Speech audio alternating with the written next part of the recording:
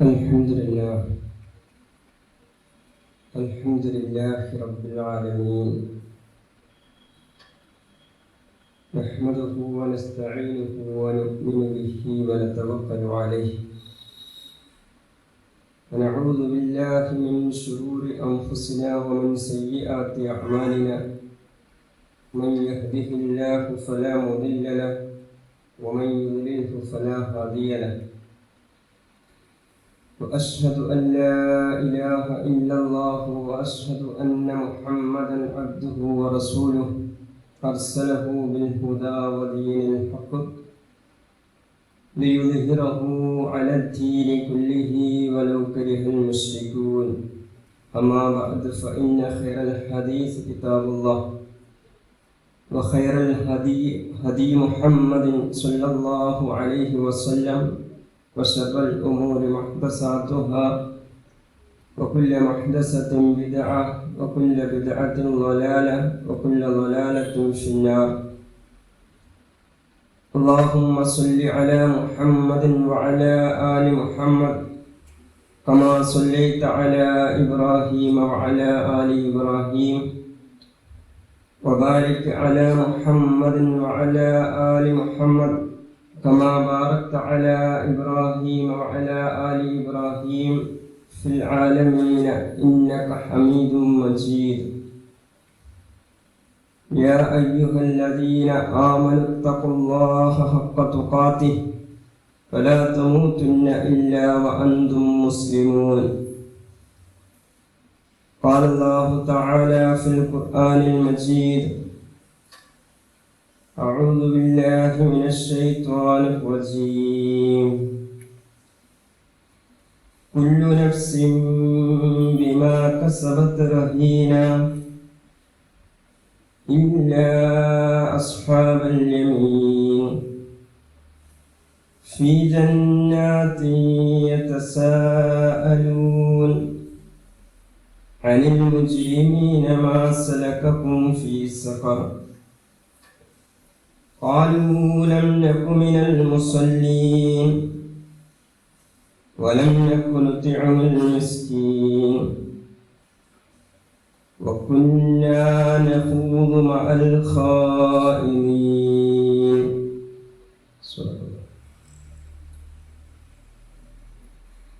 ആദരണീയരായ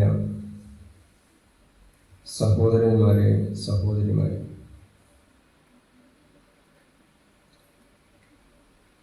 ജീവിതത്തിലുടനീളം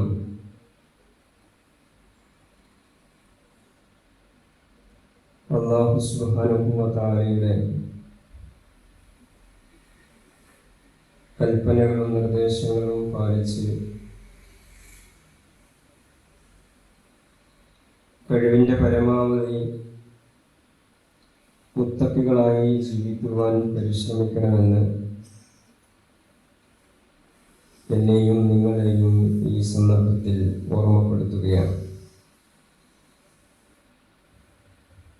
അല്ലാഹു നമ്മെ എല്ലാവരെയും അവൻ പൊരുത്തപ്പെടുന്ന അടിമകളിൽ ഉൾപ്പെടുത്തുമാറാകട്ടെ. നാളെ ജന്നാത്തുൽ ഫിർദൗസിൽ കുടുംബസമേതം പ്രവേശിക്കുവാനുള്ള വലിയ ഭാഗ്യം പ്രപഞ്ചനാഥൻ നമുക്കെല്ലാം നൽകുമാറാകട്ടെ. ഇസ്ലാമികമായ ജീവിതം നയിക്കുവാനാണ് നമ്മളെല്ലാവരും ആഗ്രഹിക്കുന്നതും പരിശ്രമിക്കുന്നതും. ഭൂമിയിൽ ഇസ്ലാമികമായ ജീവിതം നയിച്ച് അത് നൽകുന്ന സുഗന്ധം അനുഭവിച്ച് മരണാനന്തര ജീവിതത്തിൽ സ്വർഗം കരസ്ഥമാക്കണം എന്നതാണ് എല്ലാ ഓരോ വിശ്വാസികളുടെയും ജീവിതത്തിൻ്റെ ലക്ഷ്യവും അവരുടെ പ്രചോദനവും. ഇസ്ലാമികമായ ജീവിതം എന്ന് പറയുമ്പോൾ ആ ജീവിതത്തിൽ എന്തെല്ലാം കാര്യങ്ങൾ ഉണ്ടായിരിക്കണം എന്നത് പ്രാഥമികമായി നമ്മൾ അറിയേണ്ടുന്ന ഒരു കാര്യമാണ്. മതപരമായ ജീവിതം എന്ന് പൊതുവെ പറയുമ്പോൾ നമ്മുടെ സമൂഹത്തിൽ പൊതുവെ നിലനിൽക്കുന്ന ചില ധാരണകളുണ്ട്. ആരാധനകൾ ഒരുപാടുള്ള ജീവിതം, ആരാധനാലയങ്ങളിൽ തളച്ചിടപ്പെടുന്ന ജീവിതം,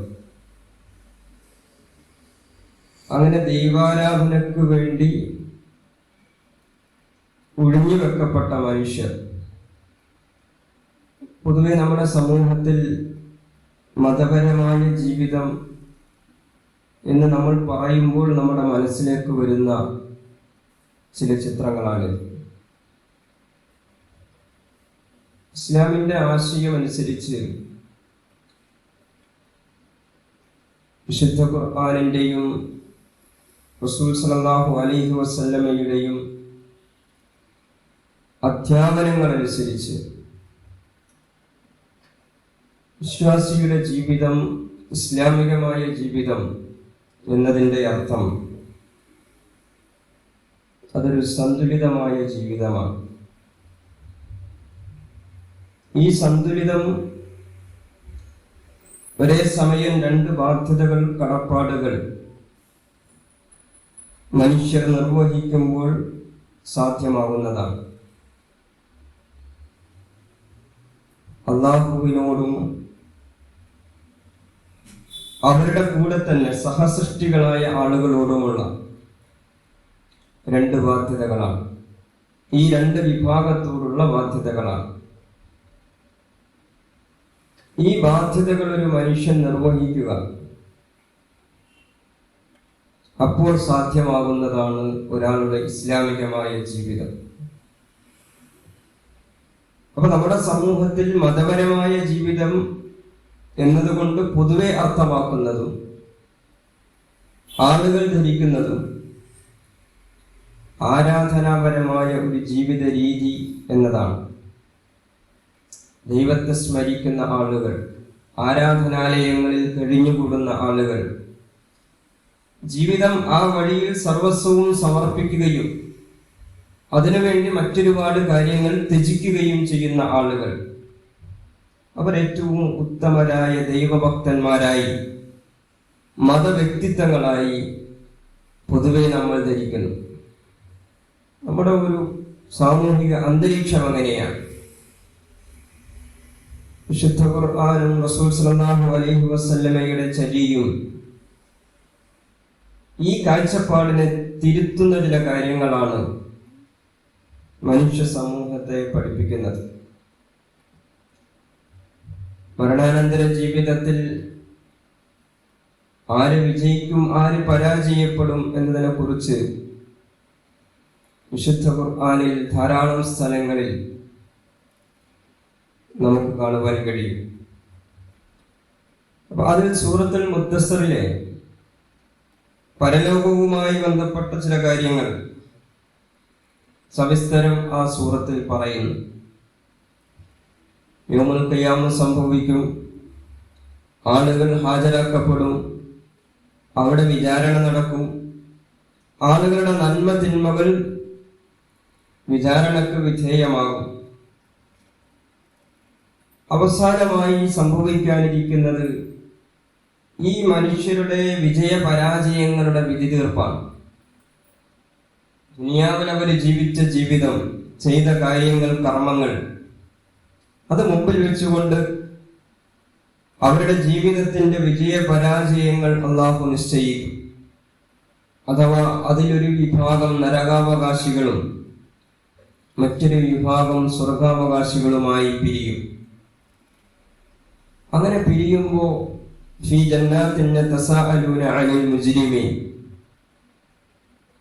സ്വർഗം ലഭിച്ച ആളുകൾ പാപികളായ ആളുകളോട്, നരകാവകാശികളോട് ചോദിക്കും, മാ സലകകും ഫീ സഖർ, എന്ത് അപരാധത്തിന്റെ പേരിലാണ് നിങ്ങൾ നരകത്തിലായത്? ഖാലൂ ലം നകു മിനൽ മുസല്ലീൻ വലം നകു നുത്ഇമുൽ മിസ്കീൻ, അപ്പോൾ ഈ നരകാവകാശികളായ ആളുകൾ പറയും, അത് കാര്യം വളരെ ലളിതമാണ്. ഒന്നാമതായി ഞങ്ങൾ നമസ്കാരക്കാരിൽ ഉൾപ്പെട്ടിരുന്നില്ല. വലൻ നകുന തുഇമുൽ മിസ്കീൻ. രണ്ടാമതായി അഗതികൾക്ക് ഭക്ഷണം കൊടുക്കുന്നവരിലും ഞങ്ങൾ ഉണ്ടായില്ല. നരകാവകാശികളിൽ പറയുന്ന മറുപടി, മനുഷ്യ സമൂഹത്തിൽ കുറെ ആളുകൾ നരകത്തിൽ പോകുന്നത് നമസ്കരിക്കാത്തതിന്റെ പേരിലും അഗതികൾക്ക് ആവശ്യക്കാർക്ക് ഭക്ഷണം കൊടുക്കാത്തതിന്റെ പേരിലും മാത്രമാണ് എന്ന അർത്ഥത്തിലല്ല. മനുഷ്യർ പല കാരണങ്ങൾ കൊണ്ട് നരകത്തിൽ പോകും, പല പല കാരണങ്ങൾ കൊണ്ട് നരകത്തിൽ പോകുന്നു. അത് നമസ്കരിക്കുന്നില്ല എന്നത് ഒരു കാരണമാണ്. നിർബന്ധമായി അനുഷ്ഠിക്കേണ്ടുന്ന നോമ്പ്, റമദാനിലെ നോമ്പ് അനുഷ്ഠിക്കുന്നില്ല എന്നത് മറ്റൊരു കാരണമാണ്. ഒരാൾ സകാത്ത് കൊടുക്കാൻ ബാധ്യസ്ഥനായിരിക്കെ അത് കൊടുക്കാതിരുന്നാൽ അദ്ദേഹം നരകാവകാശിയാകും എന്നതിന് ഒരു തർക്കവുമില്ല. അത് മറ്റൊരു കാരണമാണ്. അങ്ങനെ ധാരാളം കാരണങ്ങൾ.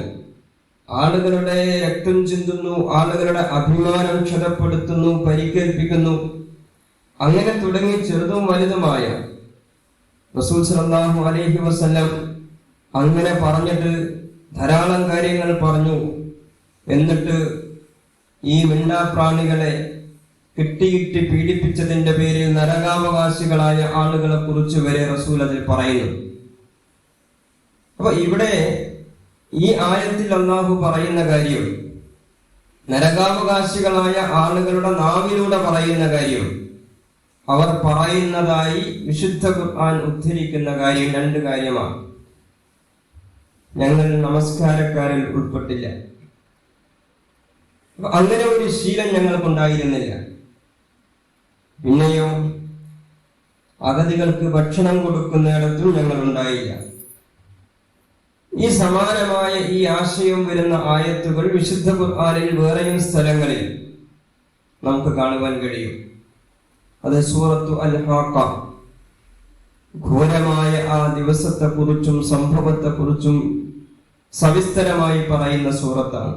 അൽ-ഹാഖത്തു മൽ-ഹാഖ, യൗമുൽ ഖിയാമത്തിനെ കുറിച്ചാണ്, അന്ന് സംഭവിക്കുന്ന ഭയാനകമായ കാര്യങ്ങളെ കുറിച്ചാണ്, പരലോകത്തെക്കുറിച്ചും വിചാരണയെക്കുറിച്ചും ഒക്കെയാണ് ആ സൂറത്ത് പറയുന്നത്.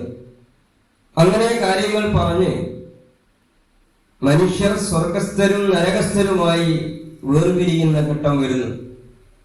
അങ്ങനെ ഈ മനുഷ്യർക്ക് സ്വർഗത്തിൽ ലഭിക്കുന്ന ആനന്ദങ്ങളും ആഹ്ലാദങ്ങളും അതിനെക്കുറിച്ച് വിശദീകരിക്കുന്നു.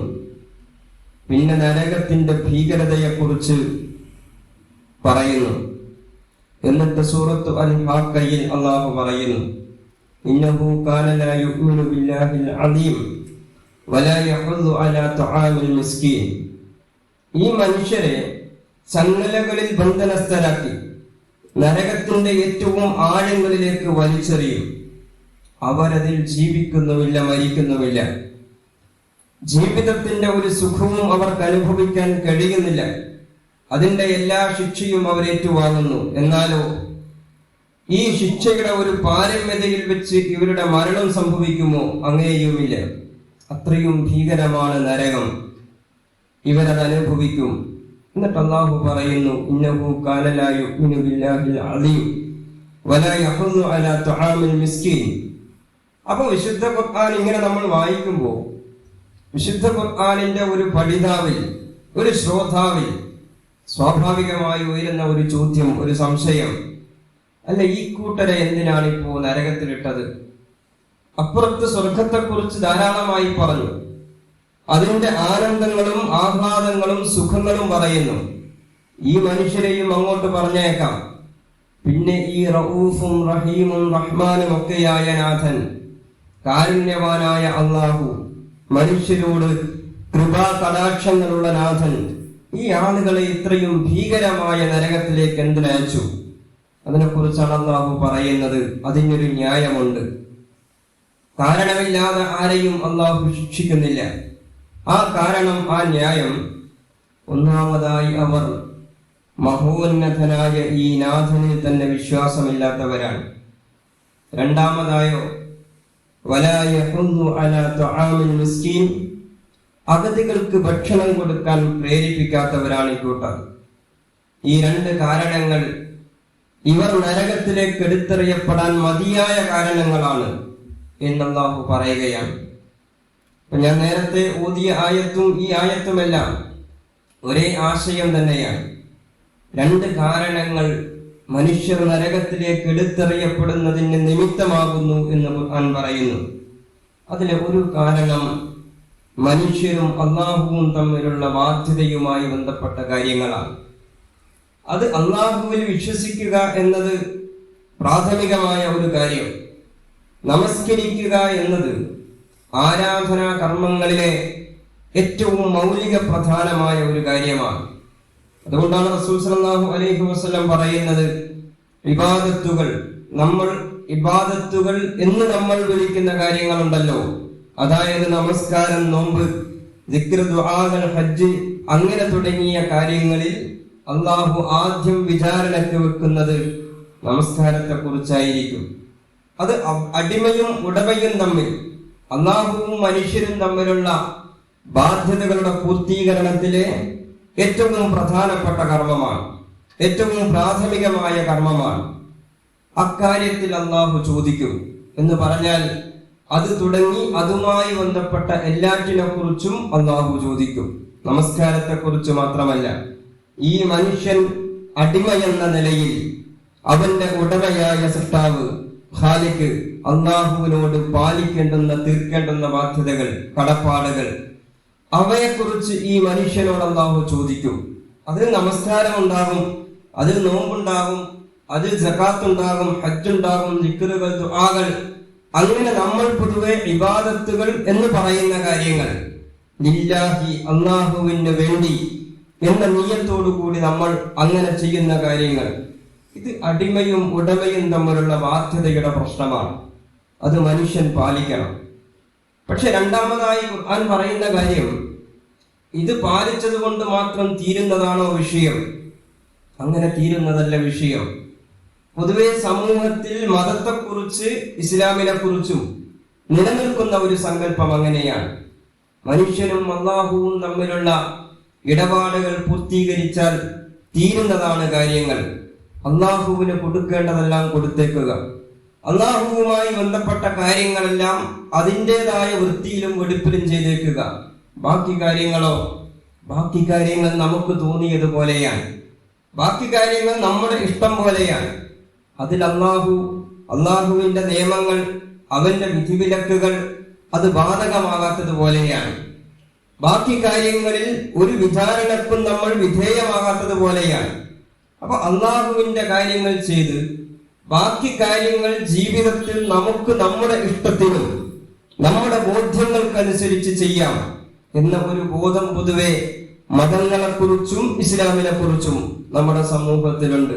തുടർന്ന് ഖുർആൻ പറയുന്നു, വലാ യഹുദ്ദു അലാ തുആമിൽ മിസ്കീൻ, ഈ നരകാവകാശികളായ ആളുകൾ, അവരുടെ രണ്ടാമത്തെ കുഴപ്പം, അവർ അഗതികൾക്ക് ഭക്ഷണം കൊടുക്കാൻ പ്രേരിപ്പിക്കാത്തവരാണ്. മനുഷ്യരോടുള്ള ബാധ്യത പൂർത്തീകരിക്കുന്നിടത്ത് പരാജയപ്പെട്ടവരാണ്. അപ്പൊ മനുഷ്യരോടുള്ള ബാധ്യത പൂർത്തീകരണം എന്നത് ഭക്ഷണവുമായി മാത്രം ബന്ധപ്പെട്ട വിഷയമല്ല. അതങ്ങനെ പറഞ്ഞാൽ ഒരുപാട് കാര്യങ്ങൾ പറയാനുണ്ടാകും. വിശുദ്ധ ഖുർആനിന്റെ അവസാനത്തെ പേജ് വരെ അത് തന്നെ പറയേണ്ടി വരും. പക്ഷെ അതിൽ ഏറ്റവും മൗലിക പ്രധാനമായ ഒരു കാര്യം, ഈ എല്ലാ കാര്യങ്ങളെയും ഉൾക്കൊള്ളാൻ കഴിയുന്ന ഒരു കാര്യം ഖുർആൻ പറയുകയാണ്. അത് മനുഷ്യനോടുള്ള ബാധ്യതയുടെ പൂർത്തീകരണത്തിലെ ഏറ്റവും പ്രധാനപ്പെട്ട ബാധ്യത, ഏറ്റവും അടിസ്ഥാനപരമായ ബാധ്യത അവരുടെ ഭക്ഷണത്തിന്റെ വിഷയം തന്നെയാണ്. വലാ യഹുദ്ദു അലാ തുആമിൽ മിസ്കീൻ, അഗതികൾക്ക്, വിശക്കുന്നവരെ ഭക്ഷണം കൊടുക്കണം. ഭക്ഷണം കൊടുക്കാൻ കഴിയുന്നില്ലെങ്കിൽ അത് പ്രേരിപ്പിക്കാനെങ്കിലും കഴിയണം. ആ വഴിയിലുണ്ട് എന്നൊരാൾ ഉറപ്പുവരുത്താനെങ്കിലും ഒരാൾക്ക് ബാധ്യതയുണ്ട്. അപ്പൊ അവിടെ നിന്ന് തുടങ്ങി മനുഷ്യരോടുള്ള ബാധ്യതയുടെ ഒരുപാട് കാര്യങ്ങളുണ്ട്. അത് മക്കൾക്ക് മാതാപിതാക്കളോടുള്ള ബാധ്യതകളായി വരും, മാതാപിതാക്കൾക്ക് മക്കളോടുള്ള ബാധ്യതകളായി വരും, അത് അയൽവാസിയോടുള്ള ബാധ്യതകൾ, നാട്ടുകാരോടുള്ള ബാധ്യതകൾ, സഹയാത്രികനായോടുള്ള ബാധ്യതകൾ, അങ്ങനെ തുടങ്ങി മനുഷ്യൻ മനുഷ്യനോട് പാലിക്കേണ്ടുന്ന പലതരം ബന്ധങ്ങളുടെ പേരിൽ, പലതരം ഇടപാടുകളിൽ, കൊടുക്കൽ വാങ്ങലുകളിൽ, സംസാരങ്ങളിൽ അങ്ങനെ പാലിക്കേണ്ടുന്ന ഒരുപാട് ബാധ്യതകൾ, കടപ്പാടുകൾ, അതിനെക്കുറിച്ചാണ് വിശുദ്ധ ഖുർആൻ രണ്ടാമതായി പറയുന്നത്. അപ്പൊ മനുഷ്യരുടെ ജീവിതം എന്നതുകൊണ്ട്, ഇസ്ലാമികമായ ഒരു ജീവിതം എന്നതുകൊണ്ട് വിശുദ്ധ ഖുർആൻ എന്തുദ്ദേശിക്കുന്നു? പരലോക വിജയത്തിന് അടിസ്ഥാനമാകുന്ന കാര്യങ്ങൾ എന്താണ്? രണ്ട് കാര്യങ്ങളാണ്. ജീവിതത്തിൽ അല്ലാഹുവിനോട് നമ്മൾ പാലിക്കേണ്ടുന്ന ബാധ്യതകൾ, കടപ്പാടുകൾ പാലിക്കണം. രണ്ടാമതായി മനുഷ്യരോട് പാലിക്കേണ്ടുന്ന ബാധ്യതകളുണ്ട്, ആ ബാധ്യതകളും പാലിക്കണം. ഈ രണ്ട് ബാധ്യതകളെ കുറിച്ചുമുള്ള വിചാരണയാണ് പരലോകത്തിൽ അല്ലാഹു ഓരോ മനുഷ്യന്റെയും കിതാബ് വെച്ച്, കർമ്മപുസ്തകം വെച്ച് വിചാരണക്ക് വിധേയമാക്കുന്നത്. അതിൽ സന്തുലിതമായി മനുഷ്യൻ ഈ രണ്ട് ബാധ്യതകളും പൂർത്തീകരിച്ചെങ്കിൽ മാത്രമേ അവർക്ക് രക്ഷപ്പെടാൻ കഴിയുകയുള്ളൂ. അപ്പൊ മനുഷ്യർ പൊതുവെ ഇതിൽ സന്തുലിതത്വം പാലിക്കാത്തവരാണ്. പൊതുവെ മനുഷ്യർ ഇതിൽ പരാജയപ്പെട്ടു പോകുന്നവരാണ്. അല്ലാഹുവുമായി കൂടുന്ന ആളുകളെ നമുക്ക് കാണാം. വലിയ വ്യക്തിത്വങ്ങൾ അങ്ങനെയുണ്ടാകും.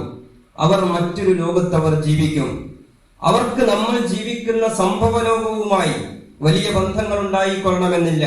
അവരും അവരുടെ അല്ലാഹുവും അങ്ങനെ ഇബാദത്തുകളും ദിക്റുകളും ആരാധനാലയങ്ങളും തീർത്ഥാടനങ്ങളും ആത്മീയ യാത്രകളും അങ്ങനെ കഴിഞ്ഞു പോകുന്ന മനുഷ്യർ. പക്ഷേ അവർക്കിടയിൽ ജീവിക്കുന്ന മറ്റു മനുഷ്യർ, അവരുടെ തന്നെ ഭാര്യയും മക്കളും, അവരുടെ വീടും അവരുടെ അയൽപക്കവും അവരുടെ നാടും ചുറ്റുപാടും, അവിടെ എന്ത് നടക്കുന്നു, അവിടെ മനുഷ്യരെങ്ങനെ ജീവിക്കുന്നു, അവരെങ്ങനെ മുന്നോട്ട് പോകുന്നു, ഇത് ഈ മനുഷ്യന്റെ ഒരു വിഷയമല്ല. വേറെ ചില ആളുകളെ നമുക്ക് സമൂഹത്തിൽ കാണാൻ പറ്റും. അവർക്ക് അല്ലാഹുവുമായി ബന്ധപ്പെട്ട കാര്യങ്ങൾ, ഇബാദത്തുകൾ, പരലോകം, ദിക്റുകൾ, ദുആകൾ അതൊന്നും അവർക്ക് ബാധകമല്ല. അവർ മനുഷ്യർക്ക് വേണ്ടി ജീവിക്കുന്നവരാണ്. അവർ സമൂഹത്തിന് വേണ്ടി ജീവിക്കുന്നവരാണ്. അവരുടെ ജീവിതത്തിന്റെ സമയത്തിന്റെ സിംഹഭാഗവും അങ്ങനെ ചെലവഴിക്കുന്നവരാണ്. അല്ലാഹുവുമായി ബന്ധപ്പെട്ട കാര്യങ്ങൾ, അത്തരം ഇടപാടുകൾ, ബാധ്യതകൾ അതവരെ അസ്വസ്ഥപ്പെടുത്തുന്ന കാര്യമേ അല്ല. ആ ലോകത്തെ അവരില്ല. ഇങ്ങനെ അസന്തുലിതമായി ജീവിക്കുക എന്നതാണ് പലപ്പോഴും മനുഷ്യർക്ക് സംഭവിക്കുന്നത് എന്നതും ഒരു യാഥാർത്ഥ്യമാണ്. ഇസ്ലാം ജീവിതത്തെ സന്തുലിതമാക്കുകയാണ്. ഈ രണ്ട് ബാധ്യതകളെയും ഒരേപോലെ നിങ്ങൾ പൂർത്തീകരിക്കണം. അതാണ് പരലോക വിജയത്തിന്റെ അടിസ്ഥാനം എന്ന് വിശുദ്ധ ഖുർആൻ പഠിപ്പിക്കുകയാണ്. റസൂൽ സല്ലല്ലാഹു അലൈഹി വസല്ലം ഒരിക്കൽ ചോദിച്ചു, ആരാണ് മുഫ്ലിസ്? മനിൽ മുഫ്ലിസ്? ആരാണ് മുഫ്ലിസ്? മുഫ്ലിസ് എന്ന് പറഞ്ഞാൽ പാപ്പരായി പോയവരാണ്. അത് പൊതുവെ കച്ചവടം നടത്തിയും ബിസിനസ് നടത്തിയും എല്ലാം പൊളിഞ്ഞു പോകുന്ന മനുഷ്യരെ കുറിച്ചാണ് അങ്ങനെ പൊതുവെ പ്രയോഗിക്കുന്നത്, മുഫ്ലിസ്. അപ്പൊ സഹാബികൾ പറഞ്ഞു, ഞങ്ങൾക്കറിയാം മുഫ്ലിസ്.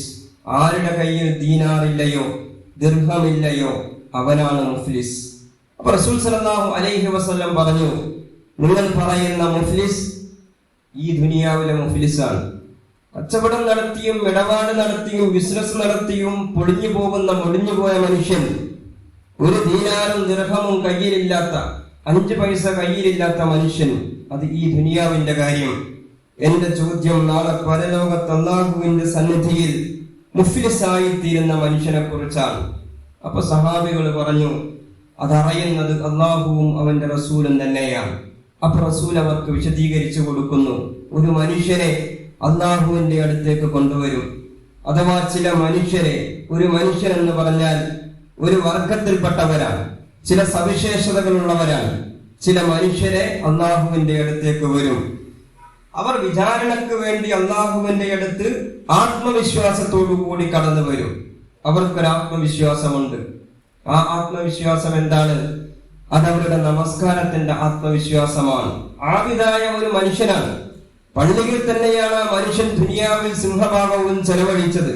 അത് ഫർദ് നമസ്കാരത്തിന്റെ കാര്യത്തിൽ മാത്രമല്ല, എത്രയോ സുന്നത്ത് നമസ്കാരങ്ങൾ, എത്രയോ നോമ്പുകൾ, എത്രയോ സുന്നത്ത് നോമ്പുകൾ. എല്ലാ തിങ്കളാഴ്ചയും വ്യാഴാഴ്ചയും ഈ മനുഷ്യൻ സുന്നത്ത് നോമ്പെടുത്തയാളാണ്. എത്രയോ ഹജ്ജുകൾ, എത്രയോ ഉംറകൾ. അങ്ങനെയാണ്. ഒരു ഹജ്ജ് മാത്രമല്ല, ഇപ്പോൾ സമുദായത്തിൽ ഒരാൾക്ക് തന്നെ ഒരുപാട് ഹജ്ജാണ്, എത്രയോ ഉംറകളാണ്. അല്ലാഹുവിന്റെ റസൂൽ ജീവിതത്തിൽ ഒരു ഹജ്ജ് നിർവഹിച്ചു, ഒരു ഹജ്ജിനെ പ്രോത്സാഹിപ്പിച്ചു. സമുദായത്തിൽ ഒരാൾക്ക് തന്നെ ഇപ്പോ ഒരുപാട് ഹജ്ജാണ്. അപ്പോ ഒരുപാട് ഹജ്ജിന്റെ, ഒരുപാട് ഉംറയുടെ, ഒരുപാട് നമസ്കാരത്തിന്റെ, ഒരുപാട് നോമ്പിന്റെ, അതിന്റെ സുന്നത്തുകളുടെ, നവാഫിലുകളുടെ വലിയ പാട്ടക്കെട്ടുമായിട്ട് ഈ മനുഷ്യൻ വളരെ വലിയ ആത്മവിശ്വാസത്തിൽ അള്ളാഹുവിന്റെ സന്നിധിയിലേക്ക് വരികയാണ്. ഈ മനുഷ്യന്റെ ഒരു ബോധം ഈ ഇബാദത്തുകളുടെ ഫലത്തിൽ ഞാനങ്ങ് രക്ഷപ്പെടുമെന്നതാണ്. ഇതൊക്കെയും അള്ളാഹു കാണുന്നു, അതൊക്കെയും വാങ്ങിവെച്ച് അപ്പോ ആ മനുഷ്യനെയും തേടി വേറെ ചില ആളുകൾ അവിടേക്ക് വരുന്നു. അത് ഈ മനുഷ്യന്റെ ഭാര്യയാകും, ചിലപ്പോ ഭർത്താവാകും, മക്കളാകും, മാതാപിതാക്കളാകും, അയൽവാസികളാകും, കൂടെ ജോലി ചെയ്തവരും കൂടെ പ്രവർത്തിച്ചവരും ഒക്കെയായിരിക്കും. അവർക്കൊക്കെയും ഈ മനുഷ്യനെ കുറിച്ച് ഒരുപാട് പരാതികളുണ്ട്. അവരുടെ പരാതികൾ ഞങ്ങളുടെ കാലത്ത് ഞങ്ങളുടെ കൂടെ ഈ മനുഷ്യൻ ജീവിച്ചപ്പോ ഞങ്ങളോട് പാലിക്കേണ്ടുന്ന ബാധ്യതകൾ, കടപ്പാടുകൾ ഈ മനുഷ്യൻ പാലിച്ചിട്ടില്ല. അപ്പൊ നമുക്ക് തോന്നും, പരലോകത്ത് അങ്ങനെ പറയുമോ? ഒരു മാതാപിതാക്കൾ, ഒരു വാപ്പ മകനെ കുറിച്ച് അങ്ങനെ പറയുമോ? ഒരു അയൽവാസി അങ്ങനെ പറയുമോ? എന്റെ അയൽവാസി എന്നെ കുറിച്ച് അങ്ങനെ പറയാൻ ഒരു സാധ്യതയുമില്ല. അത് ഈ ലോകത്താണ്. പരലോകത്ത് എല്ലാവരെ കുറിച്ചും പറയും. കാരണം അവിടെ വ്യക്തി മാത്രമേയുള്ളൂ. ഒരു ബാധ്യതയും മറ്റൊരാളോടും ഇല്ലാത്ത, ഒരു കടപ്പാടുമില്ലാത്ത, അവരവരുടെ കാര്യം മാത്രം ആലോചിക്കുകയും അതിനെക്കുറിച്ച് മാത്രം ഉത്കണ്ഠപ്പെടുകയും എങ്ങനെയെങ്കിലും ഞാൻ രക്ഷപ്പെടണം എന്നാഗ്രഹിക്കുകയും ചെയ്യുന്ന സവിശേഷമായ, നമ്മുടെ ഒരു സാധാരണ യുക്തിക്കും ബുദ്ധിക്കും ഭാവനക്കും വിധേയമാകാത്ത മറ്റൊരു ലോകമാണ് പരലോകം. അപ്പൊ ആ മനുഷ്യനോട് ഏറ്റവും തീഷ്ണമായ ചോദ്യങ്ങളാണ് ഈ മനുഷ്യർ ചോദിക്കുന്നത്. താങ്കൾ എന്റെ വാപ്പയായിരുന്നല്ലോ, എന്നിട്ടോ മകനെന്ന നിലയിൽ എനിക്ക് കിട്ടേണ്ടുന്ന പലതും കിട്ടിയില്ല. അപ്പൊ താങ്കൾ എന്റെ ഭർത്താവാണല്ലോ, ഭാര്യ എന്ന നിലയിൽ എനിക്ക് കിട്ടേണ്ടുന്നത് പലതും കിട്ടിയില്ലല്ലോ. താങ്കൾ എന്റെ അയൽപ്പക്കത്ത് ജീവിച്ചയാളല്ലേ. ഒരു അയൽവാസിയോട് മറ്റൊരാൾ കാണിക്കേണ്ടുന്ന ബാധ്യതകളില്ലേ, അത് താങ്കൾ കാണിച്ചിട്ടില്ല. അതുകൊണ്ട് അതൊക്കെയും ഇപ്പോൾ കിട്ടണം. ഈ പരാതിക്കാരുടെ ആവശ്യം അത്രയുമാണ്. അതൊക്കെയും ഇപ്പോൾ കിട്ടണം. നീതിമാനായ നാഥൻ നീതിപൂർവം വിധി കൽപ്പിക്കും എന്ന് റസൂൽ സല്ലല്ലാഹു അലൈഹി വസല്ലം പറഞ്ഞതിന് ശേഷം റസൂല് പറയുകയാണ്. അപ്പൊ ഈ ആളുകളുടെ പരാതി അത്രയും അള്ളാഹു കേട്ടു. കേട്ടതിന് ശേഷം അതൊക്കെയും അള്ളാഹു ഫയലിൽ സ്വീകരിച്ചിട്ട് വിധി കൽപ്പിക്കുകയാണ്. അപ്പൊ ഈ മനുഷ്യന്റെ നന്മകൾ കുറയുണ്ടല്ലോ. ഇയാൾ നമസ്കരിച്ചുണ്ടാക്കിയ നന്മ, നോമ്പ് നോറ്റുണ്ടാക്കിയ നന്മ, ഈ വേനൽക്കാലത്ത് ഇത്രയും വേനലുള്ള ഒരു കാലത്ത്, ചൂടുള്ള കാലത്ത് തൊണ്ട വരണ്ടുണ്ടാക്കിയ ആ സുന്നത്ത് നോമ്പിന്റെ നന്മ, എത്രയോ കിലോമീറ്ററുകൾക്കപ്പുറം എത്രയോ ലക്ഷങ്ങൾ ചെലവഴിച്ച് ഹജ്ജും ഉംറയും ചെയ്തുണ്ടാക്കിയ നന്മ, ഈ നന്മയിൽ നിന്ന് ആ മനുഷ്യർക്കൊക്കെയും അള്ളാഹു വിതരണം ചെയ്തു. അപ്പോഴും പരാതിക്കാരുടെ നീണ്ട നിര തന്നെ ബാക്കിയാണ്. കാരണം ഈ മനുഷ്യൻ ഒരു 60-70 കൊല്ലം ജീവിച്ചു എന്ന് നിങ്ങൾ ആലോചിച്ച് നോക്കൂ. നമ്മളൊരു 60-70 കൊല്ലം ഈ ദുനിയാവിൽ ജീവിക്കുമ്പോ എത്ര മനുഷ്യരോട് നമ്മൾ ഇടപഴകുന്നു, ആരോടെല്ലാം നമ്മൾ സഹവസിക്കുന്നു, ആരുമായെല്ലാം എന്തെല്ലാം ഇടപാടുകൾ നടത്തുന്നു. അങ്ങനെ സഹവസിച്ച, ഇടപാടുകൾ നടത്തിയ, കൂടെ ജീവിച്ച മനുഷ്യരൊക്കെയും ഒരു വരിയായി നമ്മുടെ മുമ്പിലേക്ക് വന്നാൽ അതെത്ര നീണ്ട വരിയായിരിക്കും. അങ്ങനെ വരികയാണ്. ഈ മനുഷ്യന്റെ നന്മ മുഴുവനും അവസാനിച്ചു. നീതിമാനായ നാഥൻ നീതിപൂർവം വിധി കൽപ്പിക്കണം. ഈ മനുഷ്യരുടെ പരാതിക്ക് പരിഹാരമുണ്ടാകണം. കാരണം ഇത് അവസാനത്തെ സമയമാണ്. ഇതിനപ്പുറം വേറെ ഒരു ലോകമില്ല. വിധി കൽപ്പിക്കുവാനും പ്രശ്നം പരിഹരിക്കുവാനും മറ്റൊരു സമയമില്ല. ഇത് പരലോകത്തിന്റെ വിചാരണയുടെ സമയമാണ്. എന്നിട്ട് അല്ലാഹു ചെയ്യുന്ന കാര്യം റസൂലുള്ളാഹി സ്വല്ലല്ലാഹു അലൈഹി വസല്ലം പറയുന്നു, ആ മനുഷ്യരുടെ തിന്മയിൽ നിന്ന് അവരുടെ പരാതിയുടെ തോതനുസരിച്ചെടുക്കുകയും അത് ഈ മനുഷ്യന്റെ മേൽ ഏൽപ്പിക്കുകയും ചെയ്യുന്നു എന്നതാണ്. അത്രയും തിന്മയിൽ നിന്ന് പരാതിക്കാരെ മുക്തരായി. അവരുണ്ടാക്കിയ തിന്മയാണ്, അവരുടെ ജീവിതത്തിൽ അവർ സമ്പാദിച്ച തിന്മയാണ്. പക്ഷെ ഇവിടെ കൊടുക്കാൻ പറ്റുന്നില്ലാത്തത് കൊണ്ട് അവരുടെ തിന്മ, പരാതിയുടെ തോതനുസരിച്ച് അള്ളാഹു അവരിൽ നിന്നെടുത്ത് ഈ മനുഷ്യന്റെ മേൽ അടിച്ചേൽപ്പിച്ചു. അപ്പൊ നമ്മൾ ആലോചിക്കണം, ഏതൊരു മനുഷ്യനും ജീവിതത്തിൽ സ്വയമേവ ചെയ്യുന്ന കുറെ തിന്മകൾ, സുബദ്ധത്തിലും അബദ്ധത്തിലും വന്നു പോകുന്ന കാര്യങ്ങൾ, ഒപ്പം മറ്റുള്ളവരുടെ തിന്മയും പാപങ്ങളും ഏറ്റുവാങ്ങി മഹാപാപിയായി, മുജ്രിമായി നരകത്തിന്റെ അടിത്തട്ടിലേക്ക് വലിച്ചെറിയപ്പെടുന്ന മനുഷ്യനാണ് മുഫ്ലിസ് എന്ന് റസൂൽ സല്ലല്ലാഹു അലൈഹി വസല്ലം പറയുന്നു. അവനാണ് പാപ്പരായി പോയവൻ, അവളാണ് പാപ്പരായി പോയവൻ. കാരണം ചെല്ലുമ്പോൾ പലതും ഉണ്ടായിരുന്നു. ആരാധനകളുടെ അത്തരം കർമ്മങ്ങളുടെ വലിയ ഒരു സമ്പാദ്യം തന്നെ ഉണ്ടായിരുന്നു. പക്ഷെ വിചാരണ അവസാനിക്കുമ്പോൾ കയ്യിലുള്ളതെല്ലാം നഷ്ടപ്പെട്ടു എന്ന് മാത്രമല്ല, മറ്റുള്ളവരുടെ തിന്മകൾ കൂടി ഏറ്റുവാങ്ങേണ്ടി വന്ന ഗതികേടിൽ പോയ മനുഷ്യൻ അവരാണ് മുഫ്ലിസ് എന്ന് റസൂൽ സല്ലല്ലാഹു അലൈഹി വസല്ലം പറയുന്നു. എന്നിട്ട് റസൂൽ പറയുന്ന കാര്യം, സന്തുലിതമായി ഈ ബാധ്യതകൾ നിർവഹിക്കണം. ജീവിതത്തിൽ ഇസ്ലാമികമായ ജീവിതം നയിക്കുമ്പോൾ അല്ലാഹുവിനോടുള്ള ബാധ്യതകളും മനുഷ്യരോടുള്ള ബാധ്യതകളും ഒരേപോലെ നിർവഹിക്കുവാൻ ശ്രമിക്കണം എന്ന് റസൂല് പറയുന്നു.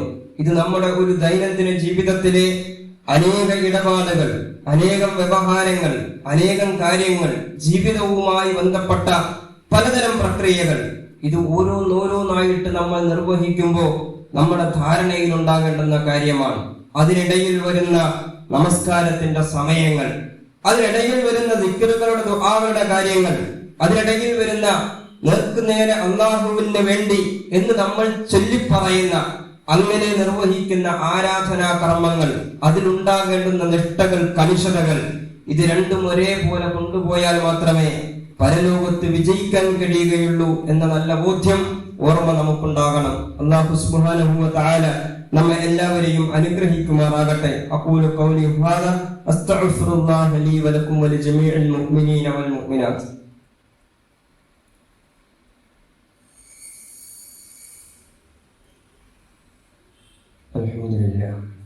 അൽഹംദുലില്ലാഹി റബ്ബിൽ ആലമീൻ. نحمده ونستعينه ونؤمن به ونتوكل عليه ونعوذ بالله من شرور أنفسنا ومن سيئات أعمالنا. من يهده الله فلا مضل له ومن يضلله فلا هادي له. اللهم صل على محمد وعلى آل محمد كما صليت على إبراهيم وعلى آل إبراهيم وبارك على محمد وعلى آل محمد كما باركت على إبراهيم وعلى آل إبراهيم في العالمين إنك حميد مجيد. തഖ്വയോടുകൂടി ജീവിക്കണമെന്ന് ഒരിക്കൽ കൂടി എല്ലാവരെയും ഓർമ്മപ്പെടുത്തുകയാണ്. അല്ലാഹു സുബ്ഹാനഹു വ തആല നമ്മെ എല്ലാവരെയും മുത്തഖികളിൽ ഉൾപ്പെടുത്തി അനുഗ്രഹിക്കുമാറാകട്ടെ. അല്ലാഹുവിനോടുള്ള ബാധ്യതകളും മനുഷ്യരോടുള്ള കടപ്പാടുകളും സന്തുലിതമായി നിർവഹിക്കുന്ന, അല്ലാഹു തൃപ്തിപ്പെടുന്ന അടിമകളിൽ അവൻ നമ്മെ എല്ലാവരെയും ഉൾപ്പെടുത്തുമാറാകട്ടെ. നമ്മൾക്കിടയിൽ രോഗങ്ങൾ കൊണ്ട്, ശാരീരികവും മാനസികവുമായ മറ്റ് പ്രയാസങ്ങൾ കൊണ്ട് ബുദ്ധിമുട്ടുന്ന ആളുകൾ, രോഗികൾ, അല്ലാഹു അവരുടെ രോഗങ്ങൾ ശിഫിയാക്കി കൊടുക്കുമാറാകട്ടെ. ഷാഫിയായ നാഥൻ അവർക്ക് ആഫിയത്തും ആരോഗ്യവും പ്രദാനം ചെയ്യുമാറാകട്ടെ. നമ്മളിൽ നിന്നും മരണപ്പെട്ടു പോയ ധാരാളം ആളുകളുണ്ട്. ഏറ്റവും ഒടുവിൽ കഴിഞ്ഞ ദിവസങ്ങളിൽ നമ്മളിൽ നിന്നും മരണപ്പെട്ടു പോയ ബഹുമാനായ ടി.കെ. അബ്ദുള്ള മൗലവി കേരളത്തിലെ ഇസ്ലാമിക നവോത്ഥാന പ്രവർത്തനങ്ങളിൽ നേതൃപരമായ പങ്കുവഹിച്ച നമ്മുടെ ഈ നാട്ടുകാരൻ കൂടിയായ അദ്ദേഹം കഴിഞ്ഞ ദിവസങ്ങളിലാണ് നമ്മളിൽ നിന്നും മരണപ്പെട്ടു പോയത്.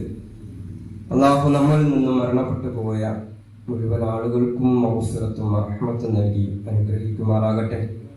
അവരുടെ ബർസഖി ജീവിതം സ്വർഗീയ ജീവിതമാക്കി കൊടുക്കുമാറാകട്ടെ. നമ്മെ എല്ലാവരെയും അവന്റെ ജന്നാത്തുൽ ഫിർദൗസിൽ അവരെ ഒരുമിച്ച് ചേർക്കുമാറാകട്ടെ. اللهم اغفر للمؤمنين والمؤمنات اللهم اغفر للمؤمنين والمؤمنات اللهم اغفر للمؤمنين والمؤمنات اللهم أجرنا من النار اللهم عتقنا من النار وادخلنا الجنة يا رب العالمين. ربنا هب لنا من أزواجنا وذرياتنا قرة أعين واجعلنا للمتقين إماما. ربنا آتنا في الدنيا حسنة وفي الآخرة حسنة وقنا عذاب النار. ربنا تقبل منا سائر أعمالنا يا رب العالمين. آمين آمين برحمتك يا أرحم الراحمين. أقم الصلاة. السلام عليكم.